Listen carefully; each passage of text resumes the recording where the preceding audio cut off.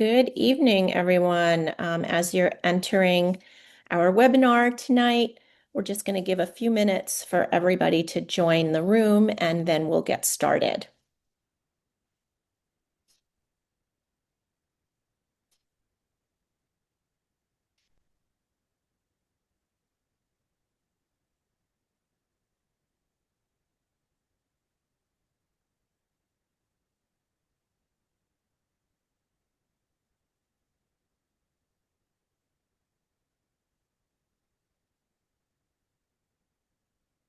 For those of you that are joining us, it's silent for just a couple of more minutes as we wait for everybody to enter the webinar and then we will get started.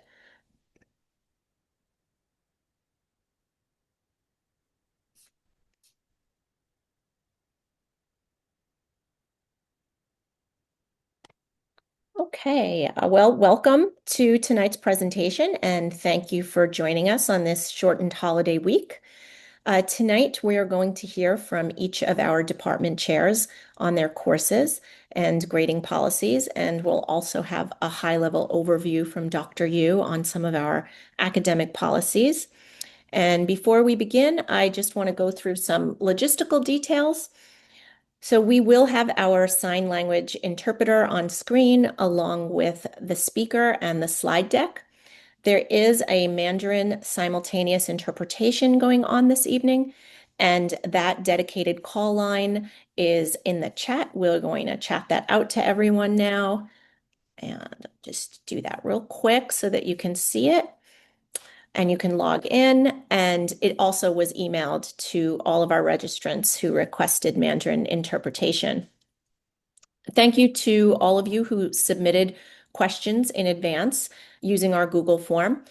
Most of those questions and answers will be baked into our assistant principal's presentations this evening so that they are addressed as we go along. And we'll be accepting further questions using the Q&A feature tonight. So as each assistant principal completes their presentation, we will be able to address about 5 questions each tonight, and I'll be monitoring that with each department chair. And we realize that there will likely be more questions than we have time available to cover during tonight's presentation. But we will filter through all your questions and we'll release further information along with the recording to tonight's presentation and the slide deck in next week's weekly update. We will not be able to take live questions, so please don't use the raise hand feature, but also you can put all of your questions in the Q&A on the Zoom. And once again, thank you for joining us. And now I'm going to go ahead and introduce Principal Yu. Thank you, Dina. Welcome families and students. Again, early Thanksgiving expressions and just saying, I hope you all have a great holiday after school on Wednesday. But we are delighted to have everyone. We're 2 months in, and this is always an important presentation so that families and students can get a high-level overview of the academic work that we focus on every year, year in, year out. This is an opportunity for our department chairs to give you an overview of each of their departments, the different courses that are available, and the things that govern how they operate within their department. So it's really important to be able to hear from each of our department chairs who will give you some insights about their department, their respective departments, the work that they do, and again, the courses that fall under their department. So I wanted to quickly just talk high level here around our academic policies. Every year, we adjust and put forth our academic policies for each of the school years. We follow in suit with the high school academic guide from New York City Public Schools to make sure we're in alignment with academic policies that govern the city. And we make adjustments according to what we do as a school at Stuyvesant. We put that together in a document and we both send it out to families as well as have it available on Talos in the document hub. I encourage you to go there in Talos to look at the academic policies because I think it does give you quite a bit of details of how we operate when it comes to academic policies. It outlines our instructional expectations that we have of our teachers, our supervisors, our counselors, and our students and families. Again, since COVID, we started producing these instructional expectations because we needed to make sure we had clarity. We needed to make sure we had adjustments as needed for the changing environment, and really just leveling some expectations so that uh, again, we create levels of transparency with all of the different stakeholders who are involved. Additionally, and you'll hear this from each of our department chairs, we do have a grading framework that's school-wide that delineates how we assess students and in the areas in which we assess. Each of the departments follow suit for the school-wide. They have some slight nuances for each of the departments, but all the departments fall similarly to under the grading framework. And again, this is to create more consistency, to create transparency around how we in turn evaluate students, because we do understand grades are important. We want to make sure students are aware of how they're being evaluated, and each of the departments, again, has some slight variations, but all fall in alignment with our grading framework.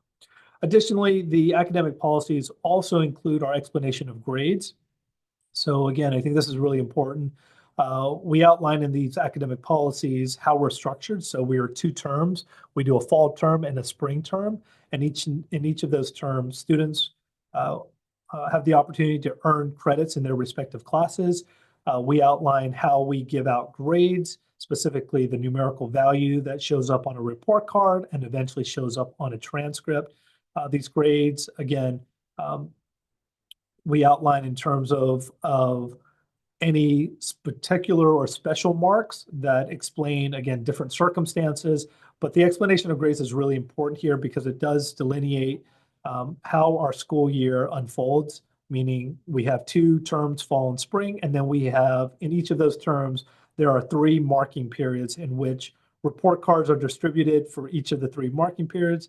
And at the end of the term, in January for the fall, and then in June in the spring, there are what we call final grades, or which is a culmination of the entire term for each of those classes. Those final grades end up showing up on a student's transcript. And these transcripts are really important because those are the documents that get sent to colleges. So I encourage you to read the academic policy, particularly the explanation of grades, so you understand, again, how we continue to explain report cards, final grades, and transcripts. And of course, we do have an online gradebook called Jupiter, which allows you to see current progress of a student. And again, all of these systems work in concert so that we can make sure that we are providing the information for you to have awareness about your young person's progress. Additionally, we talk about school programming, scope, and sequence, which is essentially what you're going to get here tonight. You're going to get a sense of how each of the departments sequence their courses, the available classes and courses that are available, and again, gives you an idea about how we've constructed a student's 4-year kind of scope and sequence across all the different subject areas. There are some slight variations depending on what students come in with and the coursework that they did in their middle schools, but that is done on a case-by-case basis. What we're going to show you tonight is, again, the typical sequencing of courses. All of this is to help young people meet and exceed their graduation requirements that is stipulated by New York State, but also the requirements that we have at Stuyvesant. Our goal is to make sure that we produce well-rounded students. So we do have requirements across all the different departments or different subject areas. We do want young people to have a strong foundation in both STEM and the humanities, which is why most of our courses, particularly in the core subjects, are all 4 years worth of coursework. We know how important it is because they are complementary of one another, and that's what young people are going to um, see when they get to post-secondary. And again, I think this is really an important opportunity to hear the number of electives, the number of AP courses that are offered in each of these different departments, as well as just some of the requirements that we want to make sure young people understand starting their freshman year all the way through their senior year. And then, of course, we have our homework policy. We try to outline, we do our best to outline exactly how we do homework. And again, we do have a policy of approximately 30 minutes per class. This is always an adjustment with our teachers and their respective classes because this is important around understanding the value of homework, how we utilize it for students to practice, and in particular for high schools, this is really an opportunity for them to build and practice what they're learning in class, but also building the diligence and resolve and time management by ensuring that there is ample time at home or outside the classroom to be able to reflect on what they've learned in class, to reassess and create a better and deeper understanding. We do know the value of outside of class learning, and in particular, because of the number of advanced placement courses that we do offer and the abbreviated school year, meaning that most school districts start in August. We don't actually start until after Labor Day. AP exams start in May, and so it's an um, abbreviated schedule to make sure that we are preparing our young people to do as well as they can on these AP exams. So again, we try to make sure that when we think about homework, we are providing substantive uh, assignments so that young people can really get the practice and diligence to, you know, strengthen and practice their time management. Um, and we do believe in homework. We want to just make sure it's relevant and, of course, that young people can handle that in addition to all the things that they are doing. And then we also have the spiral of communication. We know that there are always going to be questions. We know that there might be some miscommunication and misunderstandings. And so we do have a spiral of communication that we ask families to follow. Ideally, the line of or the spiral of communication starts with the student and the teacher. I think this is really important. These relationships, excuse me, um, that's the root, that's the starting point. We really want our young people to feel comfortable talking to their teachers. We want our teachers to be receptive to hearing what our students have to say, so that that could be the starting point. We know that it doesn't always get resolved in these instances. So then we include our department chairs, we include our assistant principals, and eventually, if none of those kind of pathways lead to a conclusion or one that into an agreement, then it ultimately comes to me, and then I work with all the different parties so that we could come to some final resolution. Again, we do recognize there's always going to be questions. We do recognize there's some, oftentimes there's gaps in understanding. So the spiral communication is an opportunity for the communication to happen, and we really encourage families and students to take a look at that. Counselors are also involved in this, and so when you take a look, please just be sure to follow the spiral. And then finally, our testing policy. I think this is always really important here. Again, I think we recognize that we have a testing calendar. We do want to assess young people so that we can give them information about how they're progressing.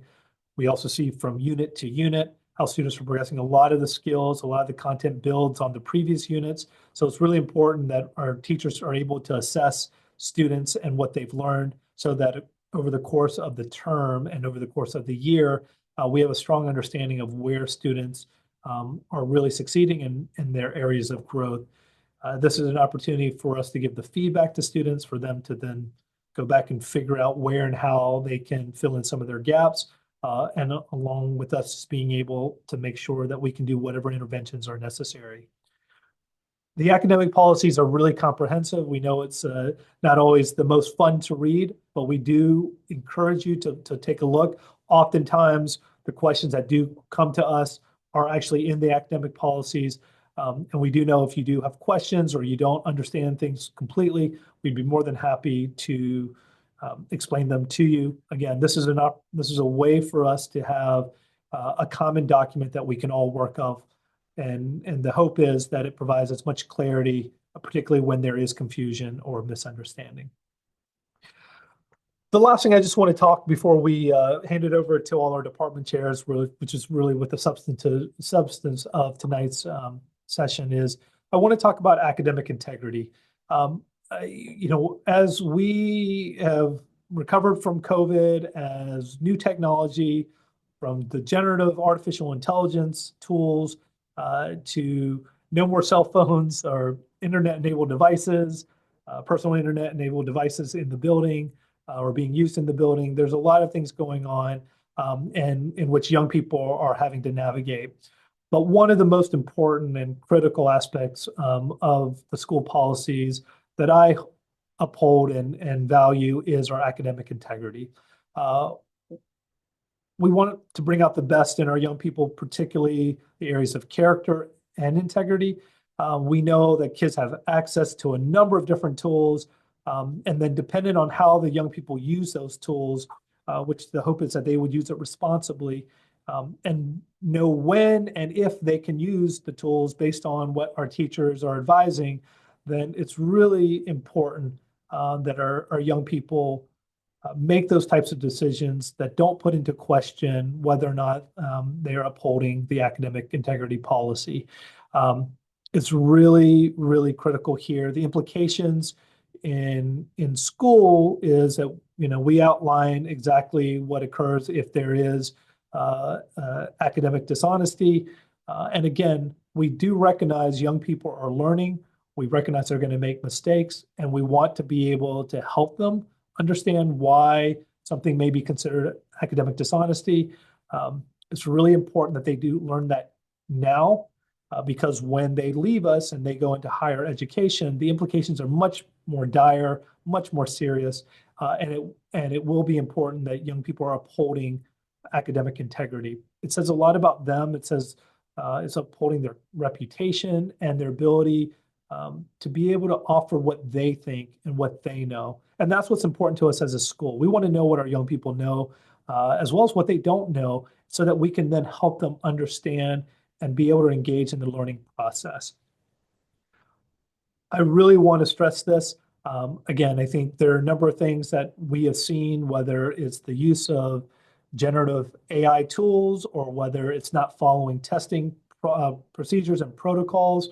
These are all really important. Our young people have to pay close attention. We have to make sure that we are delineating, outlining, and articulating when and if tools can be used and how they can be used. So there is a two-way street here that we want to make sure that we're doing our part in working in partnership with our students and their families.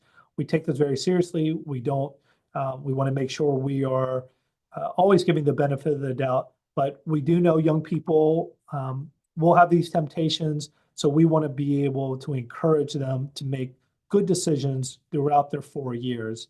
I encourage you to read the academic integrity policy because it outlines, again, some of the ways in which we are navigating AI, artificial intelligence tools.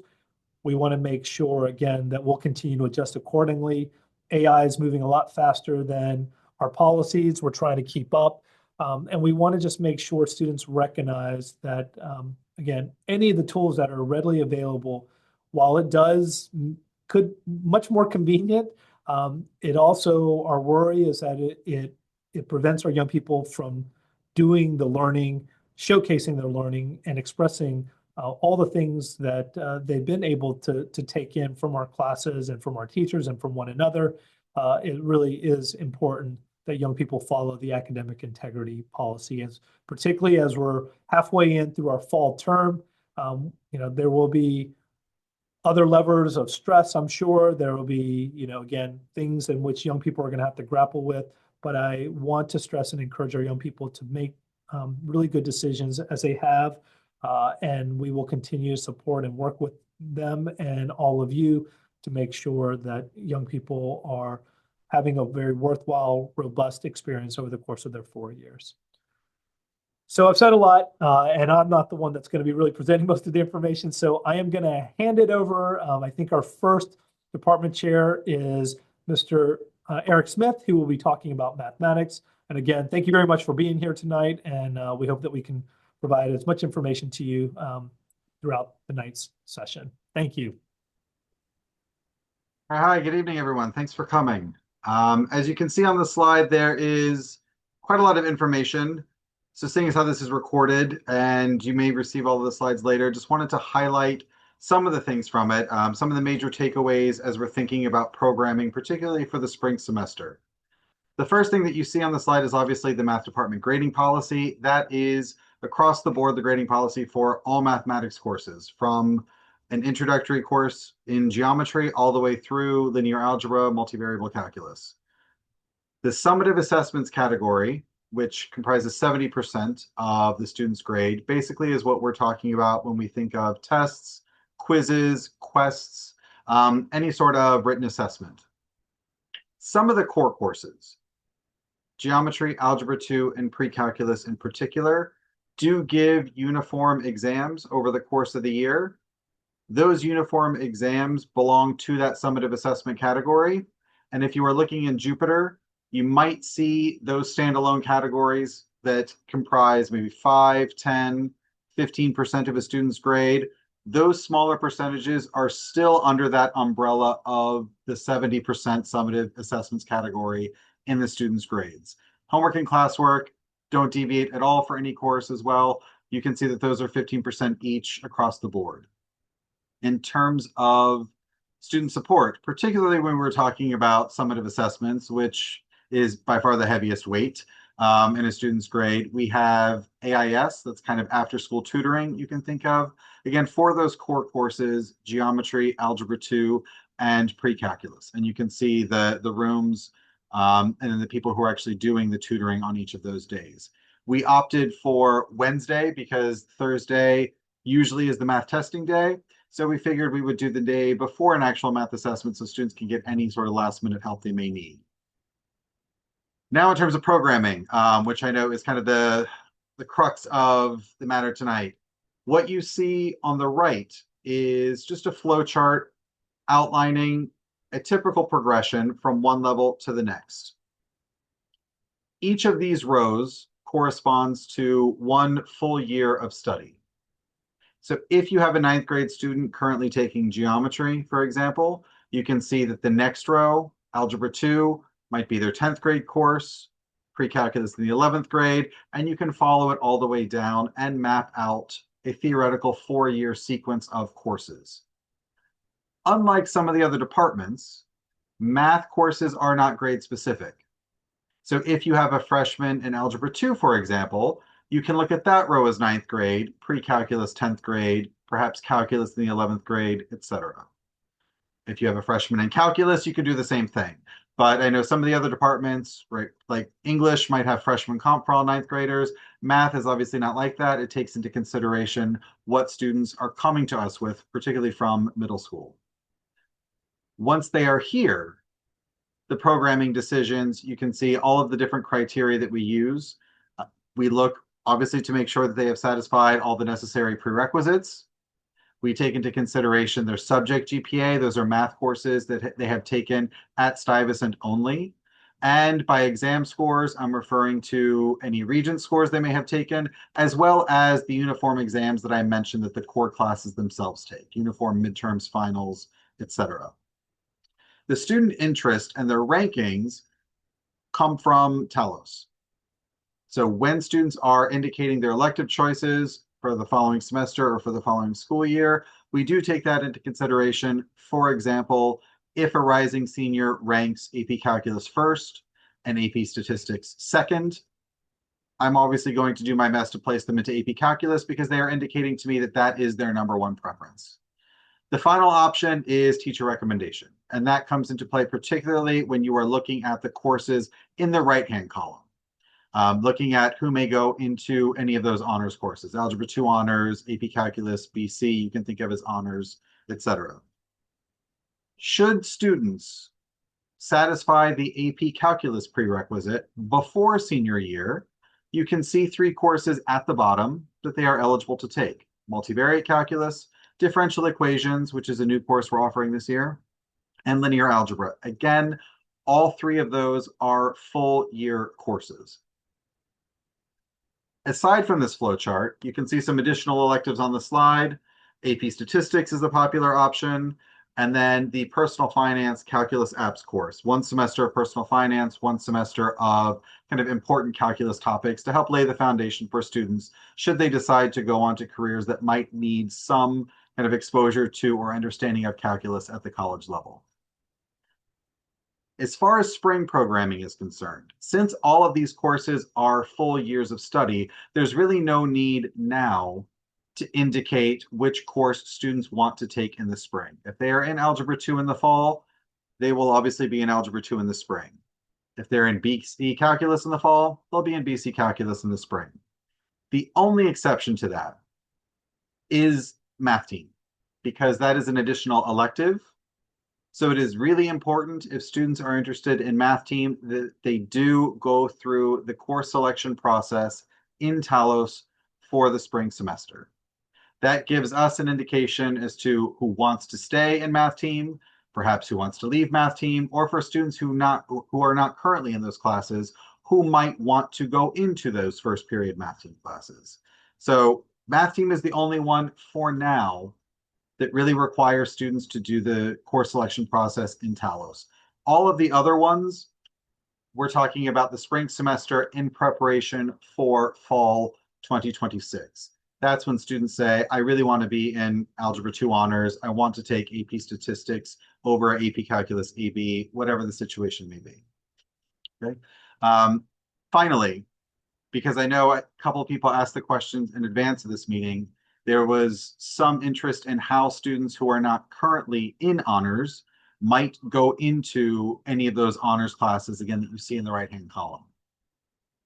At the end of every semester, I ask teachers for their recommendations. So at the end of the fall semester, I will ask the geometry, algebra 2, pre-calculus teachers, who do you think should move to honors? Similarly, I will ask the honors teachers, who do you think would be better served in a non-honors course? And then based on the movement that exists in both directions, we match as many students as we can. So there's nothing that a student needs to do in Talos now to indicate an interest in Algebra 2 honors. The teachers will make their recommendations. They will speak to the students to make sure that the students actually want to go into those courses. And as I said before, we do our best to match them up, provided that seats become available. That is kind of all I had as far as spring programming is concerned, because math is pretty simple. There's not a whole lot of movement back and forth. So I don't know, Ms. Ingram, if there are any additional questions. Thank you, Mr. Smith. I do have a few questions for you, and we will make it brief. One, is there math AIS tutoring available this week? Because I know we are on a holiday week.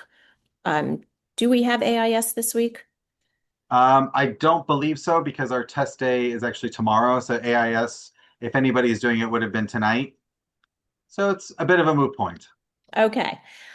Second question, for students that were not offered the opportunity to take geometry in middle school, is there an opportunity to access a curriculum beyond Calc BC? Not really. And I'll say two things about that. The first thing, that's okay. Geometry through calculus is what I would say 90% of the students who graduate from Stuyvesant will take for 4 years. That is by far the most common, the most traditional, typical pathway.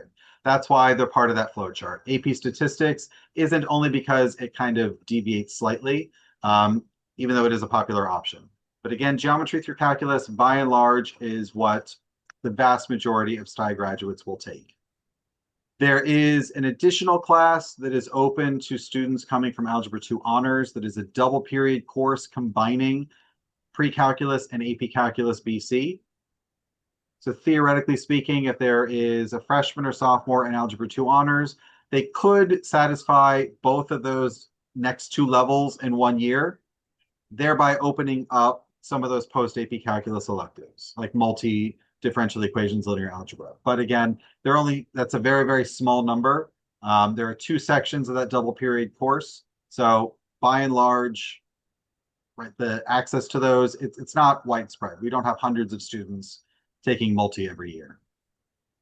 Okay, thank you. Can students that are currently in the honors track end up taking any two of these math classes within the same year? Only that one double period course that I mentioned, the one that gives priority to students coming from Algebra 2 honors that combines pre-calculus and AP Calculus BC in that double period course. Okay, and last question. I believe this may be in Talos in the course descriptions, but what grade would you need to get that double math, the AP Pre-Calc and AP Calc BC? What would be the prerequisite? So there are currently 5 sections of Algebra 2 honors. From those 5 sections, we will select 2 sections worth of students to take that double period course.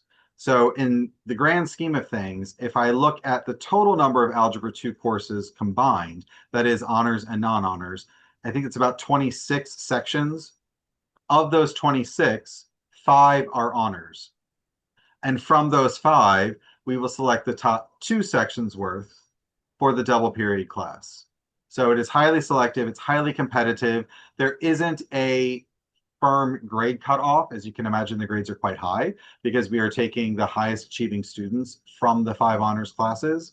But I will always fill those 2 sections. So whoever the top 68 are, and whatever the, let's just say, the lowest student is, if I put lowest in quotes, that becomes the de facto cutoff. But it's not something where we say you absolutely have to have a 92, a 94. It's whatever the minimum happens to be once we place all 68. Okay.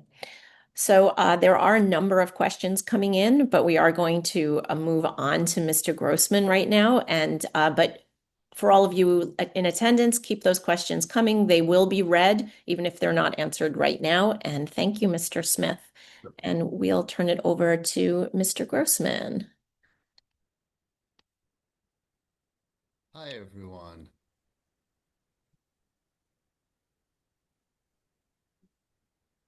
It's nice to see you all. I'm going to talk about the English department. Um, like the math department, there's one department grading policy for every class from freshman comp to senior selectives.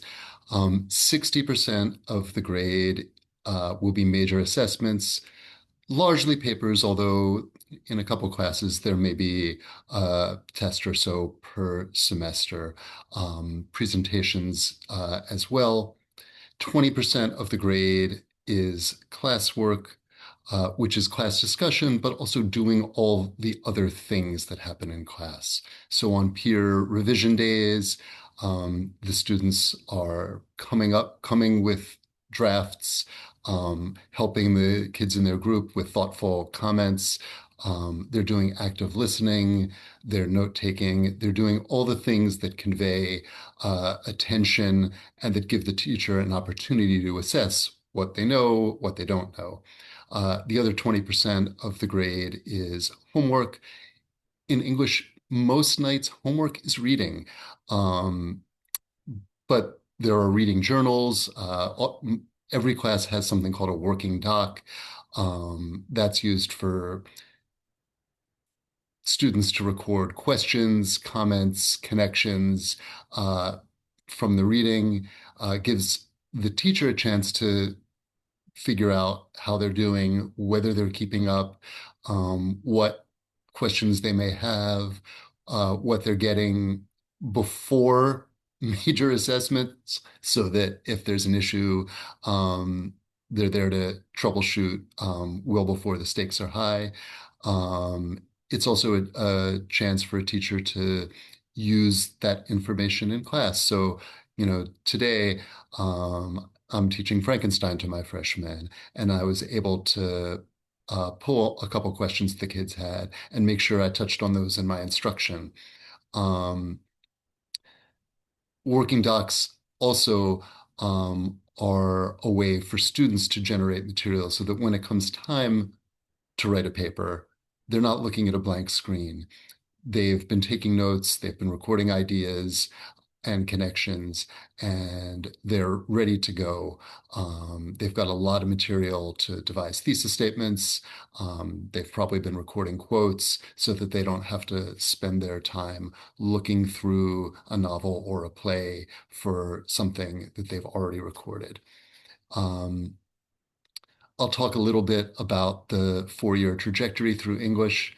Unlike math, every freshman coming in takes freshman composition.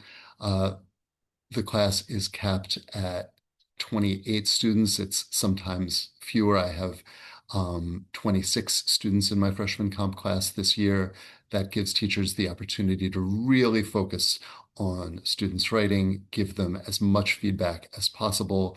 Our goal is that students coming in from all different backgrounds in junior high, all different levels of experience, hit a firewall of really good writing instruction that will set them up not just for the English classes that they're going to take in the years to come, but in all their classes and beyond Stuy too. Every sophomore will take a class called Foundations of Literature. As the title suggests, it's focused on foundational literature, so stuff from ancient Greece and Mesopotamia through Shakespeare, the Romantic era, all the major, like, greatest hits of literature. Teachers have a lot of freedom in the works they choose, but foundational texts is really going to be the goal. It's really important to us that everyone have those two classes because in junior year and senior year, they start to be able to self-select into specialized classes. Every junior will take at least one semester of American literature, um, but can also take Asian American literature or any one of the workshop classes, which you can see: creative nonfiction, poetry workshop, stories on stage, writing to make change, and writer's workshop. Or they can take one of the 4 year-long AP classes. All of those AP classes are focused on American literature, but they all have a slightly different flavor and read slightly different things. All of the classes will prepare the students for the AP exam in May, the language and composition test. Senior year, it's a world lit core. The kind of default class is writing in the world, but there are also a whole bunch of other selectives, from Shakespeare to women's voices, science fiction and fantasy, existentialism, climate lit, and next semester, a brand new class called How to Live, that apparently is generating an awful lot of interest among the seniors. They also can take one of the workshop classes that I listed. And both juniors and seniors, if they have the room in their schedule and the inclination, have the ability to double up in English. So they could say take one of the AP classes. I neglected to mention there are 3 senior AP classes as well. They could take like a year-long AP and then a workshop class or another lit elective. And that's an option. That's why none of the English classes are on their own electives. They're all selectives because any one of them can serve as students' sole English class. It may also function, though, as an elective, meaning it could be a class that they take on top of another English class. The grading policy breakdown reflects the 3 major skills of an English class: reading, writing, and speaking. Those are the 3 things that we teach. Those are the 3 things that we stress. And those are the 3 things that are going to be present in pretty much every day, in every lesson, in any one of those classes. I'm going to finish with my presentation, but I'm happy to field any questions that you have. Thank you. I do have a couple of questions. If a student has doubled up on their English in their first semester of senior year, but they already now have 8 semesters of English, do they still have to take English in the spring? Because as we know, Yes. graduation is 8 semesters. So they do. Students must take an English class every semester, and doubling up is intended to be for students who are passionate about English and really excited to take more classes, not as a way of avoiding having to take an English class in a different semester. Okay. And I know there was earlier question, although it seems to have disappeared, but maybe you can touch on some of, because I know this touches in English, our policies toward AI and the use of it. Sure. Um, I'd mentioned the working doc just a few minutes ago. Um, One other purpose of the working doc is it records students' process. So rather than just collecting a paper at the end and hoping that it's not the product of AI or any other form of academic dishonesty, um, the working doc is where all the note-taking, outlining, brainstorming, and drafting happen. And every English teacher makes sure their students understand that all work has to happen in the working doc. Um, that's intended to protect students. So if questions about academic dishonesty come up, the students can show their progress. And that's happened on a number of occasions where they've been able to show, like, this is how I arrived at my idea, and this is how I built my essay out. Um, the working docs also um, caught some AI use because we create those docs and share them with the students, so we have access to the version history, and we can see that, sometimes at 8:02 there's a blank document, and at 8:03 there's a complete paper, um, and so that gives us more information about their process. We do not spend our time surveilling students. We do not want to spend our time surveilling students. This is not something that we're doing with every paper. It's only when the question or the suspicion arises. Um, and when we pursue an AI concern, it's the product of three things. One, our own sense as teachers of what sounds like AI and what sounds like that particular student, because we really do get to know our students well. We get to know what their voice sounds like and what their voice sounds like on the page. Um, and, sometimes as a reader, your spidey sense starts tingling. This doesn't sound right. That's the first thing. Um, the second thing is the working doc and that whole process that I mentioned. And the third is using a host of AI detectors. None of them is perfect. We are well aware that they're inaccurate, which is why we always, when it really comes down to it, we'll use several, and only as confirmation or a further point of information. Um, you know, I've had cases where I've run through my entire class through something and it's 0, 0, 0, 0, and then one is 100%. It's the one that's the one I was pursuing. So again, we're not looking for our students. We're very lucky to have students who overwhelmingly want to learn, um, who really care about knowledge, are intellectually curious, and quite frankly, are concerned about consequences, because the consequences for any type of academic dishonesty is that a student gets, on a first offense, the student gets a 0 on the assignment. So the cost benefit of using it is never worth it. And, that does tend to dissuade students who might otherwise be inclined, not out of malice or even laziness, but to make a bad decision late at night when they've got a lot on their plate. Can I just chime in as well? Sure. Mr. Grossman said it beautifully, particularly for the English department. I think, again, we were making a concerted effort.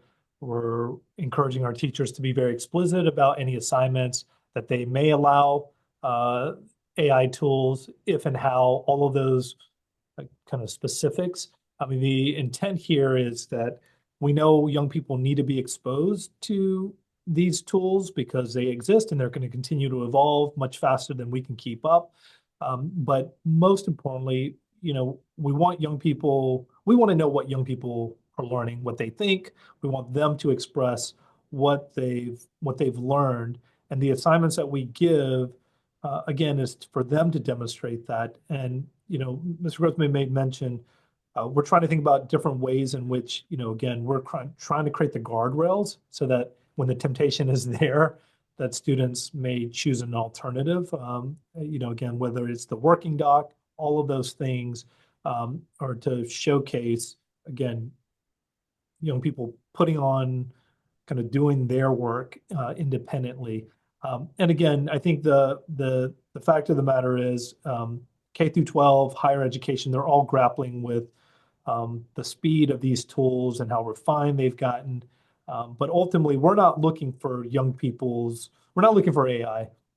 Again, I think our teachers, the whole point of us assessing, point of giving feedback, of learning and building these relationships, so that we can get a sense of kind of what our young people think, and that's how we move forward on this. And again, I think I've seen enough to where when we see AI generated responses versus our students writing, um, again, we're not 100%, but we're pretty accurate in being able to detect when it's not a student's independent work. We will continue to evolve our policies. We'll work in concert with New York City Public Schools as they continue to also evolve their policies around generative AI. But what I would just say is, we ask our young people to understand that this doesn't just happen in high school. This is going to extend beyond high school, and it's important to learn how to use tools responsibly, not at 2 a.m. and again when you make some of these poor decisions. So we'll continue to work with students on this as we continue to navigate these tools. Well, thank you both. And before you head off, Mr. Grossman, I think you are going to also be covering world languages for us. Sure, I'll do my best. Just for the sake of clarity, I am not the AP of World Languages, but I am supervising the Mandarin teachers this year, and I'll tell you what I know, and I'm happy to answer any questions. There may be a couple questions I don't know, and I asked Singh or one of the other APs to join in. But here we go. Um, like English, one thing that world language has in common with English is that there are three basic skills that matter from first year all the way through the most advanced classes, reading, writing, and speaking. That's why their grading policy is exactly the same as the English department grading policy: 20% classwork, 20% homework, and 60% for summative assessments. Those summative assessments are going to look different in a entry-level class than they will in an AP class, but tests, projects, papers. Some of the goals for world language at Stuy, we expect that students will take a 3-year sequence, which is 6 credits, all in the same language. So, if they're coming in at level 2, they'll do level 2, 3, and then 4th year is likely an AP year. In very few cases, it is possible that students may do like a 2-year sequence, and then if they're not, if AP isn't a good choice for them for whatever reason, conceivably they will do a 3rd year. But in order to graduate with a Stuy diploma, they need the 3-year sequence. There's a comprehensive world language examination at the end of the student's level 3 year. So it's not necessarily at the end of their junior year, depends on when they come in.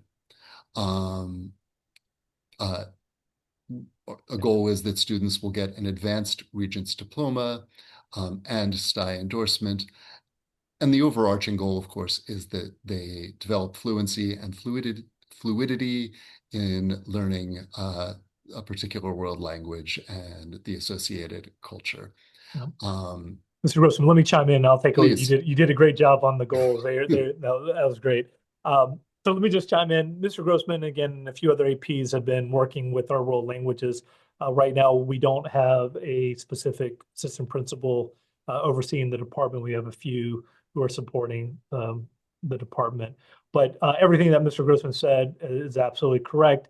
Again, there's a close alignment with English and really thinking about those skills that students are developing. It just happens to be in a language that is not necessarily their first language for most students. But we're fortunate that we have a variety of languages: French, German, Japanese, Latin, Mandarin, and Spanish. And incoming freshmen who come in, we ask for their preferences. Students don't always get their number one preference. We do our very best to accommodate. But what I would stress to students is that it's really important that regardless of which language, the point of the courses themselves is to be exposed to not only the language itself, but the different cultures in which these languages exist. There's an important element here, and again, we say that's the fluency and fluidity in learning a world language along with its culture. Our world language teachers do a really great job of exposing students. We do move at a pace that I think is much quicker than what most students have, were accustomed to in middle school. But one of the things that really is tremendous is to see our students after their third or fourth year really fluent in that language. And that's because of the amount of work that students do and practice. I think based on studies, there are a number of hours, depending on the language, that's really necessary in order to gain some level of fluency. We try to expose students to a substantial number of hours because we do believe that young people can and should be able to speak another language. And the work that we've done, we've seen that for many of our students. I think, as we go through this and as, Mr. Grossman referred to, one of our expectations is that young people will do 3 years of a world language. We do expect them to take the comprehensive world language examination, which is kind of an equivalent of the Regents, particularly for world language. And all our students do really well. And close to 99% of our students, or 99% of our students, graduate with advanced Regents degree. And this is such a big part of that. So it's really important that our young people take this work, particularly around world language, and do the very best that they can. We know it's always not easy because speaking and practicing another language, making mistakes, I mean, that's all part of the course itself.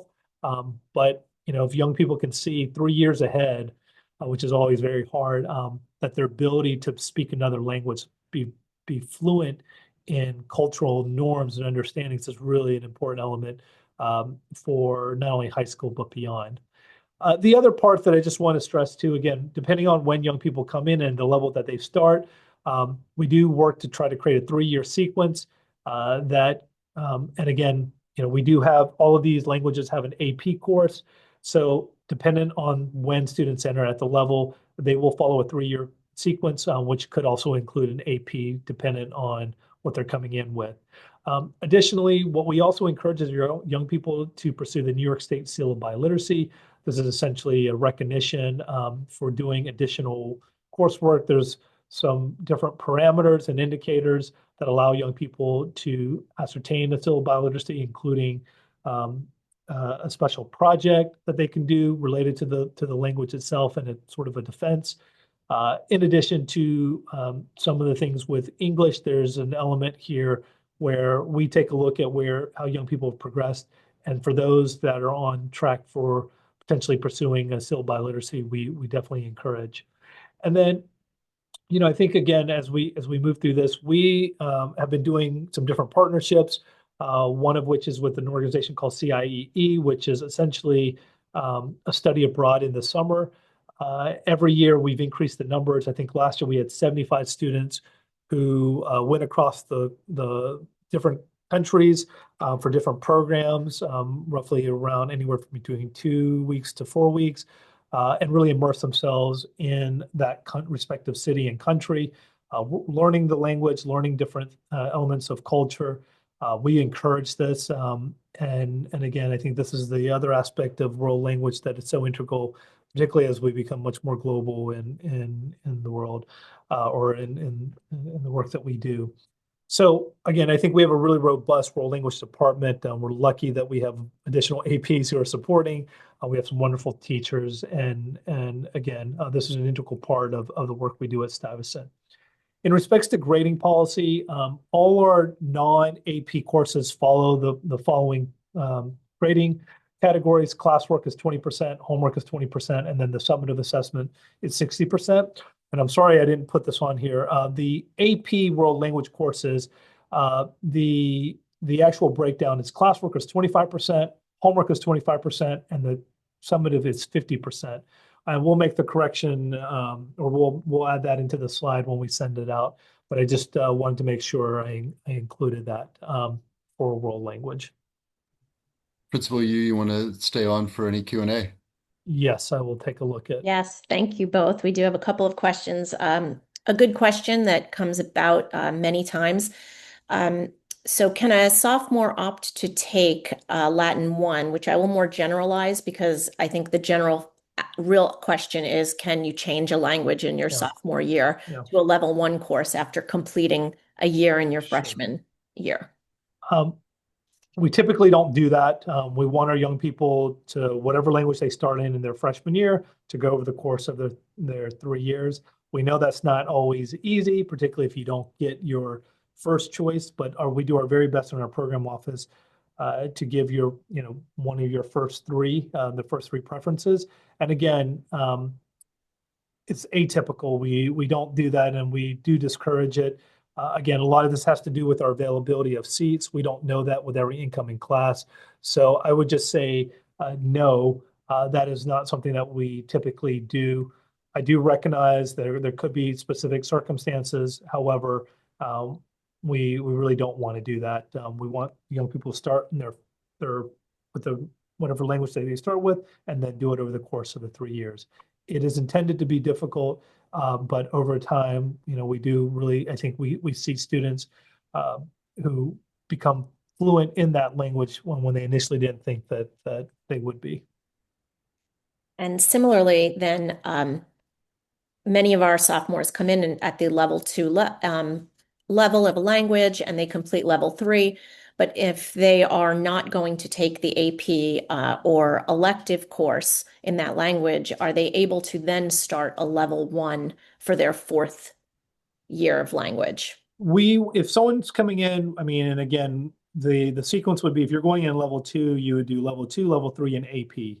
So those would be the 3 years. If you would like to take an elective language, I mean, we do have some courses. So for instance, we have Spanish themes.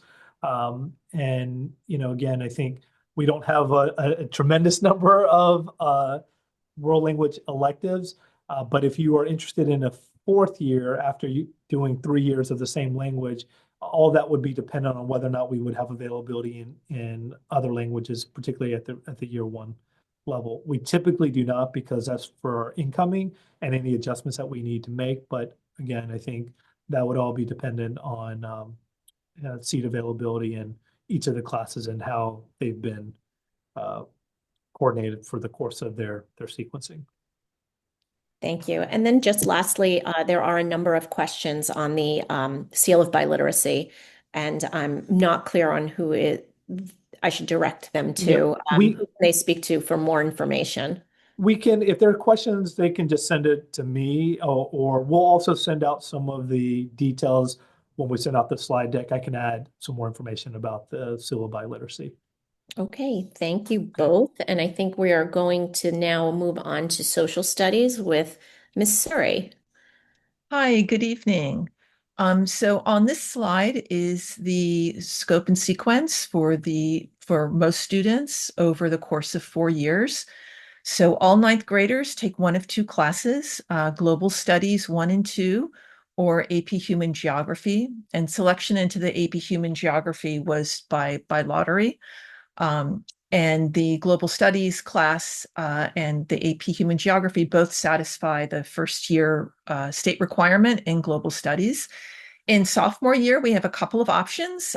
Global Studies is the default course, and all the options in 10th grade end with a Regents in Global Studies. Based on the January report card in the ninth grade in social studies, that grade, the end of the semester January report card grade in their global studies or AP Human Geography class, if that grade is at least a 91, then they're eligible to apply for AP World History or AP European History. It doesn't guarantee admission to the class. It depends on seating, but a grade of 91 does qualify them to register to be considered for the class. In 11th grade, United States history is the state requirement. We have an advanced placement course, which satisfies that as well. Many students are coming to us having taken United States history with the regents. And those students, if they successfully pass the regents in the class, they have satisfied that requirement and they do not have to take United States history. If they wanted to, they could apply for the advanced placement course. I should note that it has to be a Regents level class that culminates with a Regents. Otherwise, we are not allowed to give credit for the course. And it has to be in the 8th grade.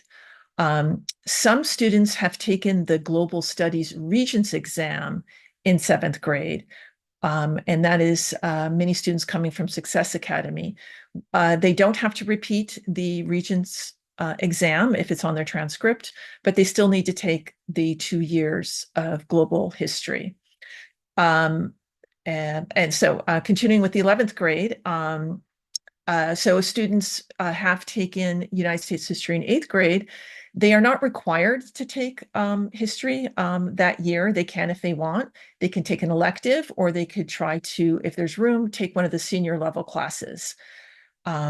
The senior level classes, there's 2 that are state requirements, participation in government and economics. Those are both 1 semester courses. They're offered both in the fall and the spring term.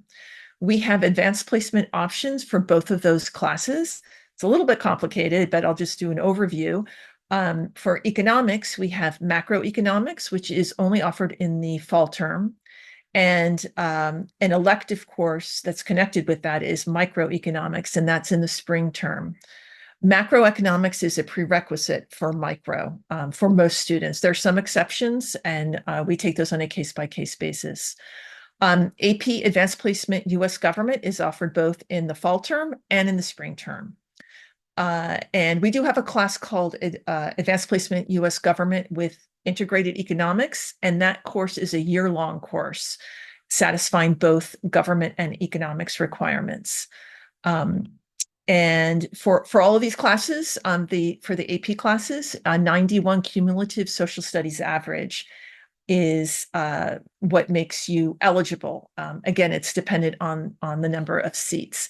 And then for juniors that are accelerated, those juniors that took 8th grade United States history with the Regents, if they're trying to take any of these courses in 11th grade, they sometimes can, but we do give preference to the seniors, of course, first.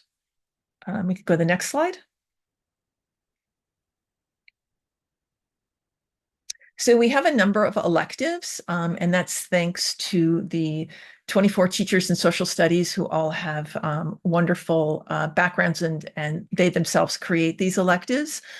So I'm just going to focus on the spring term electives. Most of these are only open to juniors and seniors. The one exception that's open to sophomores, current sophomores, is the Spanish Civil War elective taught by Mr. Hanna. So sophomores can enroll in that class. All of our other electives for the spring term are open to juniors and seniors. 2 of them are year-long classes, the History of the Islamic World and Western Political Thought. But as space allows, some students don't continue in the spring, and that leaves seats open for other students to join those classes. So you can join even though you haven't had the fall semester, those classes. I also want to point out there's a class called Advanced Placement Comparative Government. That's an elective. It doesn't fulfill the US government requirement. This is the study of governments other than the United States. It's a 1-term advanced placement course, and students can register for that now. And that is just Predominantly, there's only room for seniors. Juniors can try if they've already finished United States history, the requirement in eighth grade.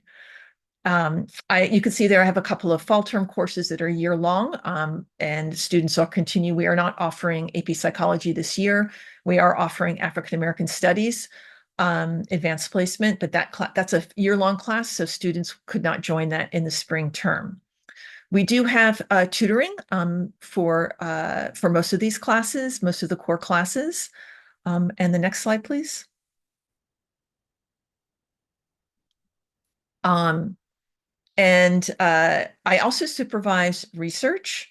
And our research program, we have a coordinator, Dr. Tu, and she is really the point person for specific questions, but I'll just give you an overview. Our research program commences in grade 10. So in the spring term, current ninth graders will have the opportunity to express an interest and apply for research in grade 10. We have 2 tracks in grade 10. One is a general research track where students might not know their specific field of research, and it really covers general research skills. It's a year-long class. It meets every other day. We also have a year-long class called molecular biology, and that is for students who already know that they're interested in doing biology research. While summer study isn't required after the 10th grade, many students, if they're continuing in research in junior and senior year, in the sciences, generally will be expected to be doing research over the summer. It's not mandatory for every research project, but it's highly likely that students will be working over the summer. Those doing molecular biology and other biology type research projects, generally during the second semester of 10th grade, Dr. Tu will try to find a lab for those students and a mentor for them to work with. And that's generally when they have a mentor, that's very often involves summer work in a lab. Students in the biological sciences and non-social science will just continue junior year. Usually if they were in molecular biology, they'll continue with that teacher, Mr. Papagayo, in junior year, and then also the first semester of senior year. Similarly, those that were in the general STEM class, depending if they had Dr. Tu or Mr. Economy, will continue with those 2 teachers in their junior year. The exception is those students that are interested in social science research. Students can continue from the 10th grade and decide that they want to do social science research, or if they did not take a 10th grade research class, they're welcome to apply for the social science research class. It is a year-long class that then continues into the 12th grade for the fall semester. In the 12th grade, all of our research classes are just the fall semester.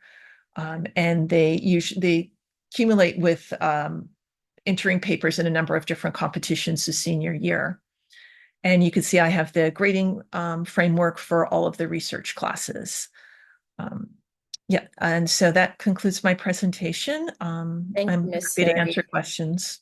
Yeah, we do have a few questions. Just jumping back to social studies, we often get this question, will taking the U.S. history regents in middle school exempt a student from social studies and that course in the 11th grade? So they had to have taken the regents in coordination with a regents level class. So they, for example, if in 8th grade they were taking world history and somehow they decided they were able to take the regents, we couldn't give them credit. But if they took an 8th grade US history class that culminated with the regents, they do not have to repeat that class. Their grade in that class goes into their high school GPA and they get the credit for that class. So theoretically, you only need to take, if that's the case, you would only be required to take 3 years of social studies. We don't require 4 years if you've had the 8th grade credit for US history.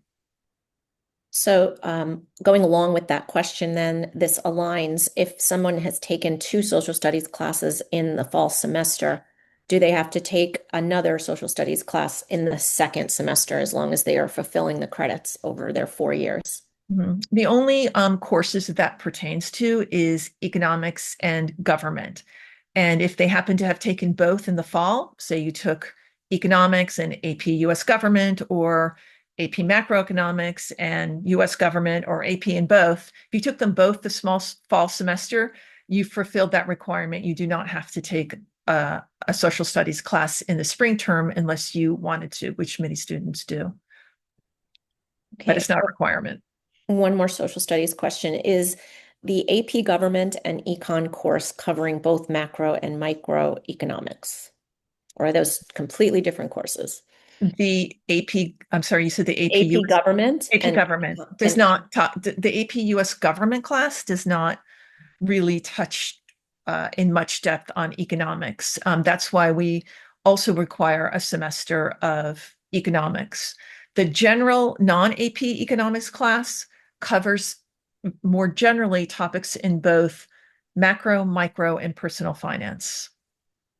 okay. And just a couple of research questions for you. Sure. Is the sophomore research class a half-year class, and is it needed in order to be considered for a research class in junior year? So it's a full year class, meets every other day. Um, so if a student is pursuing social science research, they just apply junior year. There's no requirement that they have taken the 10th grade class. Um, Students are considered and allowed to apply for research in 11th grade if they haven't had the 10th grade class, but it's by application. Dr. Tu actually interviews the students and sees if it's a good fit and if it's possible for them to begin a project in the 11th grade. And many students have done it on their own and have found mentors on their own and just want to join with the class so they can actually get some credit and more support. But many students, there are students that just find their own research mentors and don't take the 10th grade class, or begin in the summer after 10th grade. Family, friends, or whatever help them get a place in a lab. So it's not required that you take the 10th grade class, but admission to the grade 11 class will be by application only. Thank you. And one last question, and I'm apologizing for my howling cat in the background. Sorry about that, everyone. She's vying for attention. Um, how many sophomores and junior students generally do we have taking research at Stuyvesant? How many sophomores and Sophomore and junior students. So okay, so generally, I think it's a sophomores. question about seat availability. Okay. I was gonna say, so we have for the sophomore year, um, we have Dr. Tu teaches two sections that meet every other day, and each of those classes is I think capped at about 25. Might be a little, there might be a bit fewer than that. Mr. Economy also teaches two sophomore sections. So we have four general STEM sophomore sections. And then Mr. Papagayo teaches the molecular biology class, the year-long class. And he has 34 in that class. So those are all of the sophomore classes. So I think that's 4 or 5 sections of, you know, ballpark figure. We'll round it at about 28, since the molecular bio takes 34. Junior year, not all students continue, but that's the same number of seats for the biology related, chemistry related kind of STEM courses. Social science research is capped at 27, and that's the junior year class has 27. Okay, thank you. Mhm. And I know that there are several other questions coming up about research in Mhm. the Q&A, but we will try to filter through those and provide more information later so that we can move on to Miss Prabhu. Thank you, And Stuy. Go And ahead. I'll just say that you can email me, and I'll forward those questions to Dr. Tu, or email Dr. Tu directly. but parents are welcome to email me any of those questions as well if we didn't answer them in this presentation.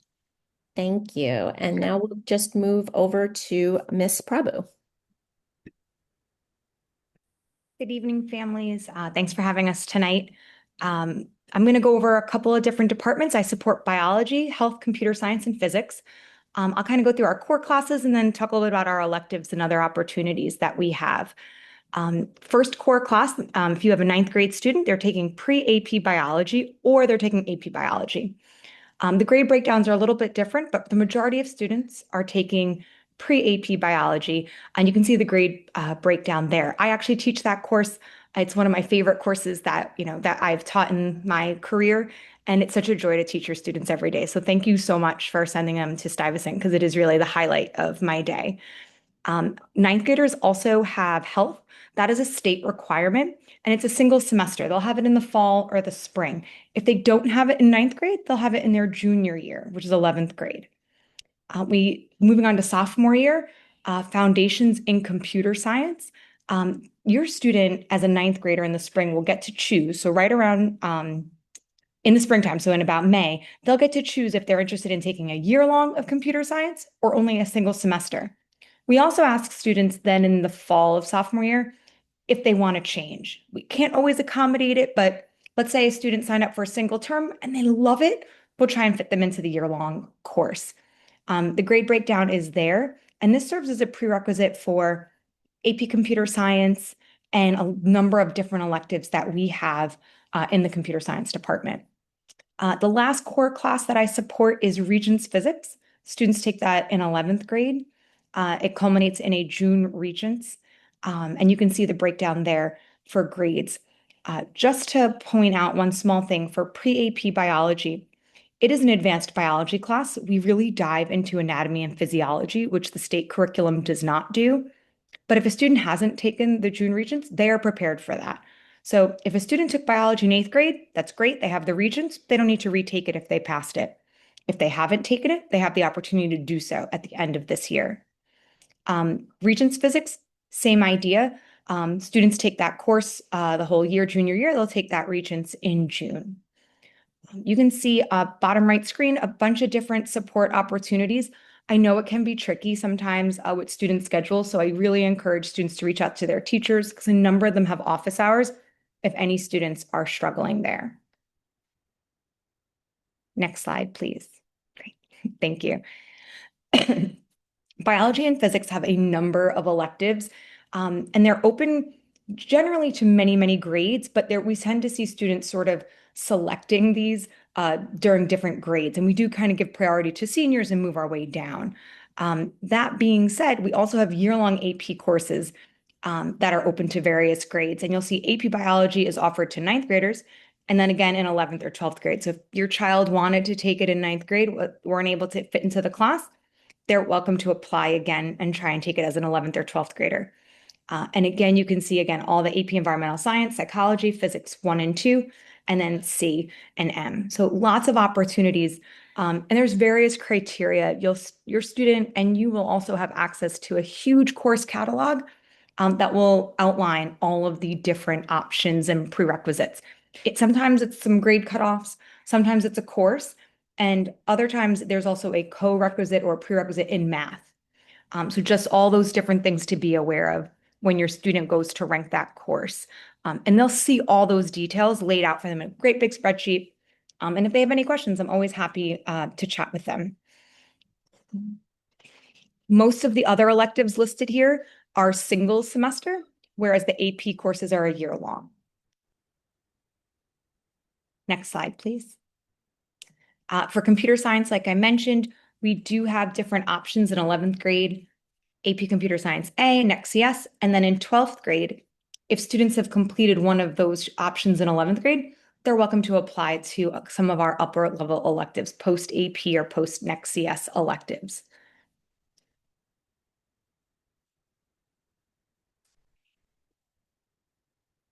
And just to kind of advertise how amazing our spaces are and opportunities are, it's a big thank you to all of you and the Parents Association for all of their support. their time and financial support to keep all these labs going. So thank you so much. There on the left is actually a Stuy alum, head of NOAA, and he came spoke with students just last year, kind of about his role and what he does. So thank you again so much. And if you have any questions, please let me know. Miss Ingram, you actually had given me a couple of questions before, and I was just thinking about one. One of the questions was, if a student's in a year-long AP course, and let's say they're really struggling in the fall, can they switch to a core class for the spring term? In those types of extreme cases, we'll meet with the student, the counselor will review, we'll chat with the parents, and under those extreme circumstances, we can make adjustments, but we really try to encourage students to stick through the whole year.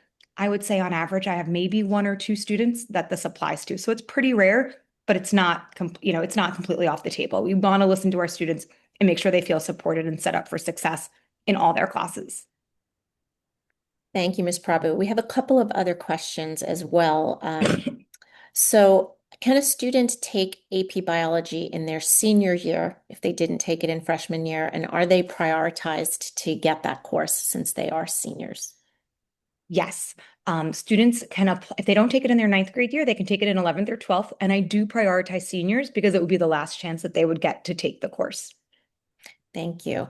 And then we do get this question often. It's really about the regents, since all of our 9th grade students are taking either pre-AP bio or AP bio. If they've already taken their biology regents in the 8th grade, they will not be repeating a regents in the 9th grade. Is that correct?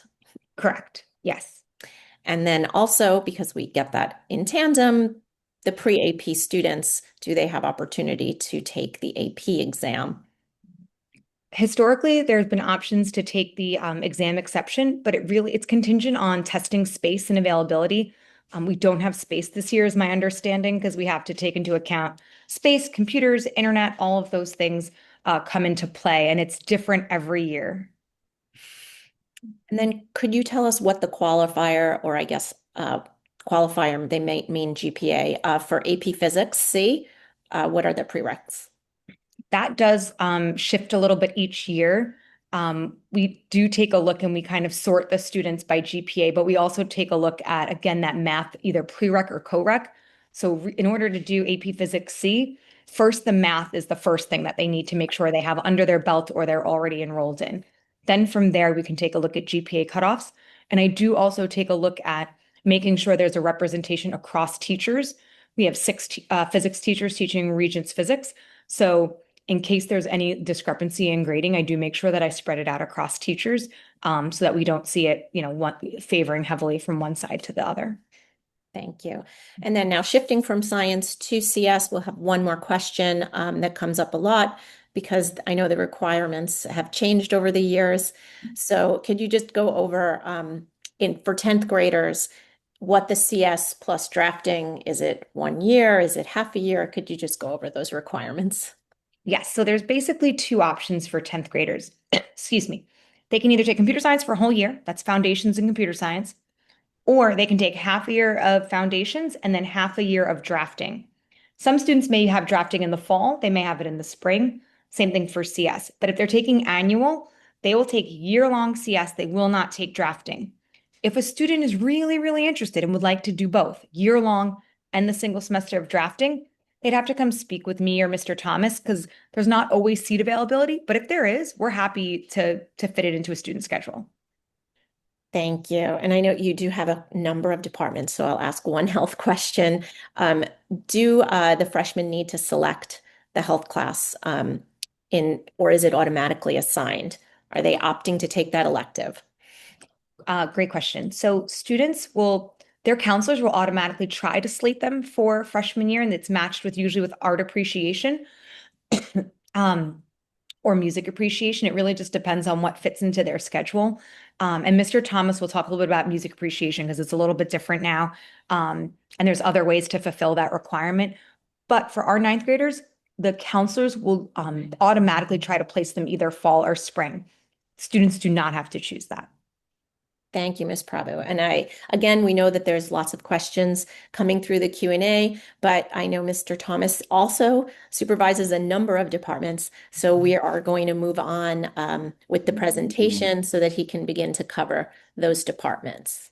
So And thank please, you. any questions, feel free to email me or have your students stop by. I'm happy to try and get them answers.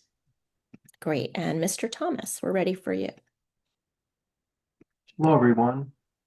I'm going to give you an overview of the chemistry department, the art department, music department, technology department, and physical education. And then I'll answer some questions at the end. Chemistry is a course that students start taking in sophomore year. They have the option to either take modern chemistry or AP chemistry. And in 11th grade, they have the opportunity to take our electives. We offer AP chemistry, organic chemistry, and advanced chem lab. And then we also have another elective, which is a general elective called science and society. In general, to get into the AP chemistry as a sophomore, you have to have a very high math average. In 9th grade, we look at the students' math average.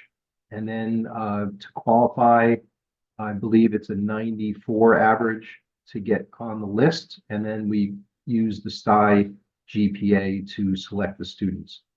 And then AP chemistry for juniors, we have a similar process. We look at the students' fall term modern chemistry grade, and we look for at least a 92 to qualify for the course. And then again, we select the students based on the student's Stuy GPA. We do similar selection for organic chemistry. We look at a student's fall term modern chemistry class grade or their AP chemistry grade if they took AP Chem. And we look at, for modern chem, I believe it's a 94% in the fall term, and then it's a 92 in AP Chem. And that takes this slide. You can go to the next slide. I'm going to talk a little bit about art. Art appreciation is taken in 9th grade. Students take one term of art appreciation and one term of music appreciation in 9th grade.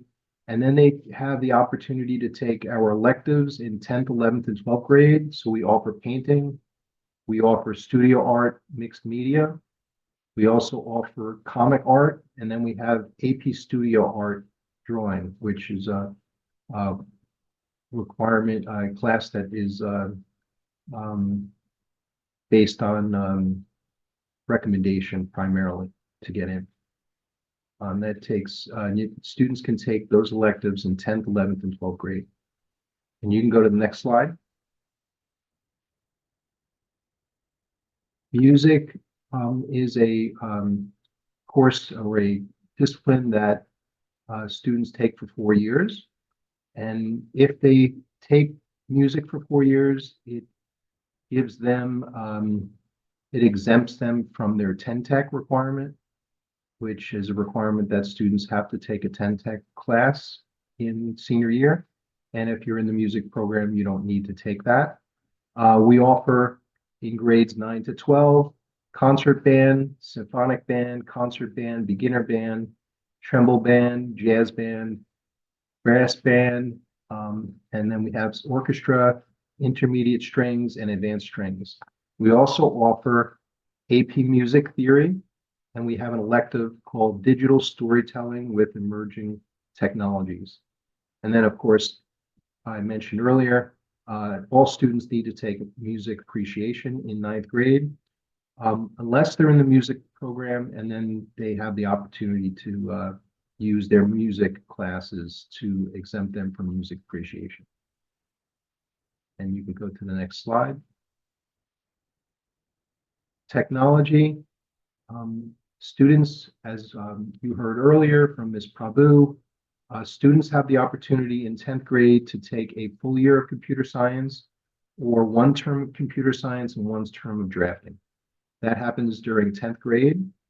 And then in 11th grade, students have the opportunity to take electives. They can take drafting if they decided they wanted a full year of computer science. They still have the opportunity to take drafting as an elective in 11th grade, but we also offer 5 tech courses, which are elective courses in 11th grade, and we offer interior design and intro to robotics.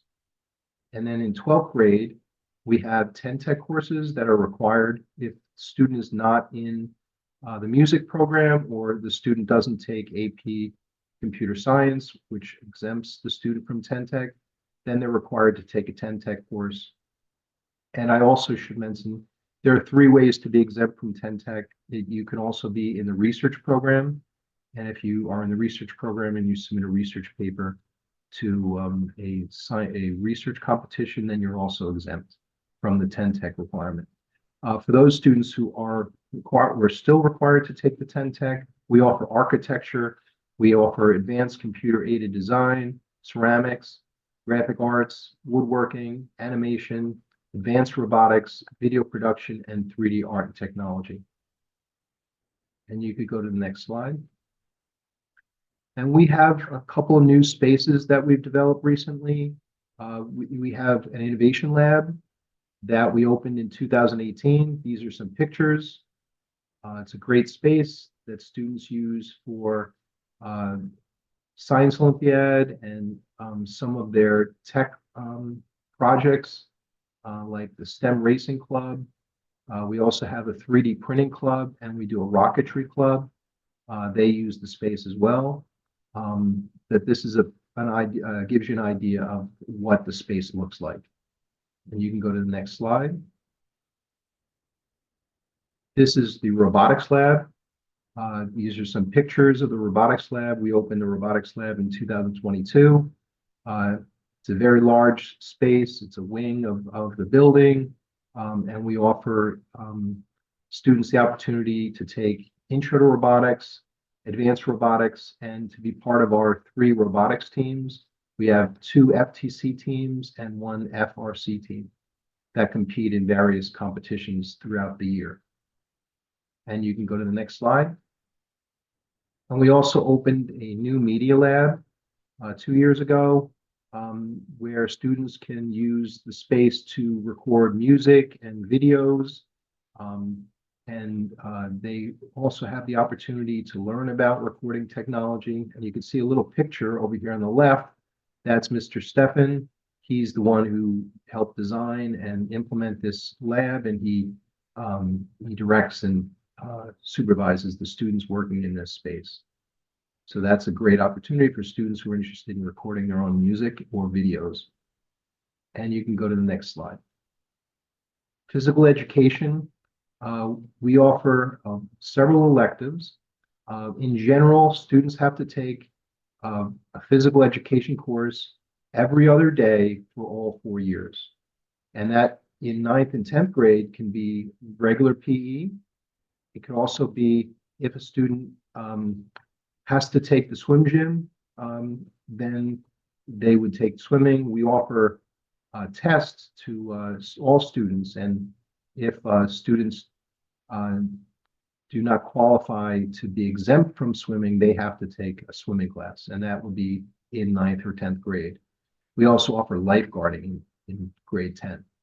And then in 11th grade, they have several electives: rollerblading, basketball, volleyball, yoga, lifeguarding, Stuy box, aerobotics, weight training, polar bear, spin, and swim. So those are all the electives we offer in 11th grade. And if students want, they still have the opportunity to take the regular PE class.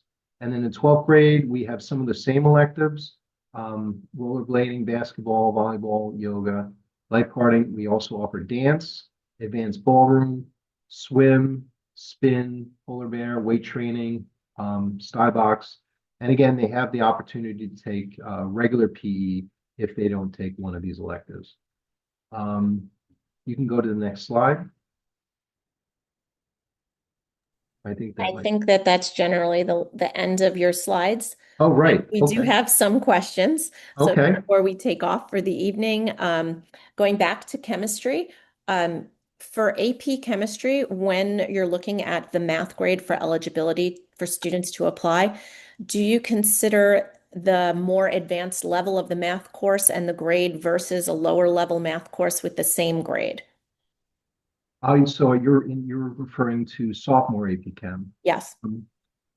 We have done that in the past. Recently, we didn't see much difference. We really what we want to do is we want to make sure that the student can handle the course. That's really the main goal. We don't want to prohibit a student from taking it just because they don't have a particular grade. So what we've done is we've just looked at their math score, and we've allowed them to qualify to be on the list, but doesn't mean they're going to be in the class. And then what we've done is once they're on the list, they needed at least a 94 for their math grade for ninth grade. And then once they're on the list, we look at their Stuy GPA. And the cutoff tends to be somewhere around 96. This past year was 96.5. So we just go right down the list by Stuy GPA.